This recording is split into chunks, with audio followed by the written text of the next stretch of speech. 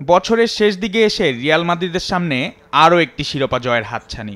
Intercontinental কাপের ফাইনালে মেক্সিকোর ক্লাব পুচকার মুখোমুখি হবে স্প্যানিশ জায়ান্টরা। 2024 সালে দারুণ সময় কাটানোর রিয়াল মাদ্রিদ ইন্টারকন্টিনেন্টাল কাপ জিতেই বছর শেষ করতে চায়।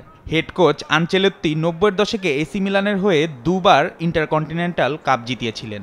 এবার রিয়ালের হয়েও একই কীর্তি গড়তে চান তিনি। গত মৌসুমে আমরা দুর্দান্ত খেলেছি এবং এটি সেই সাফল্যের একটি চূড়ান্ত পুরস্কার। বিশ্বব্যাপী আমাদের অসংখ্য সমর্থক রয়েছে যারা আমাদের আরেকটি শিরোপা জিততে দেখতে চান।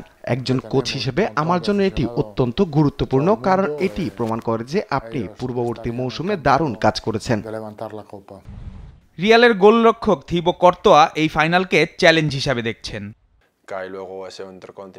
এটি এমন একটি প্রতিযোগিতা যেখানে বিভিন্ন মহাদেশের চ্যাম্পিয়নরা একে অপরের মুখোমুখি হয়, তাই এই প্রতিযোগিতা সবসময় উপভোগ্য।